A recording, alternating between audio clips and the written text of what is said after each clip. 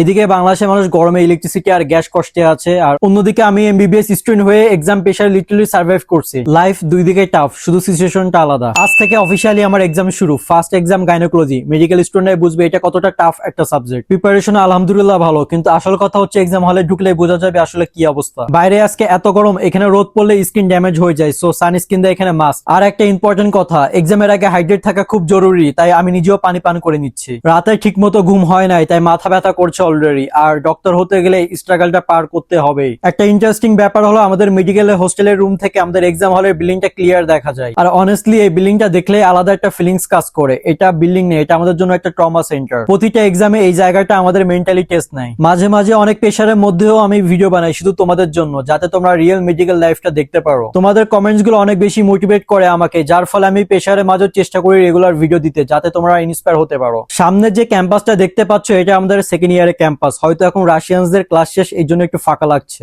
এই জায়গাটার সাথে অনেক বেশি মেমোরি জড়িত আমাদের, হাসি কান্না রাত জেগে পড়া সবকিছু। জানি একদিন বাংলাদেশে ফিরে যাওয়ার পরেও এই স্মৃতিগুলো সারা জীবন মনে থাকবে। এখন এক্সাম হলের বাইরে দাঁড়িয়ে আছি, ভিতরে লোকাল স্টুডেন্টের এক্সাম চলছে, আর বাইরে ফরেন স্টুডেন্টরা ওয়েট করছে নেক্সট আমাদের টার্ন। আর এই রোদের মধ্যে দাঁড়িয়ে থাকা মনে হচ্ছে লিটারালি সিদ্ধ হয়ে যাব।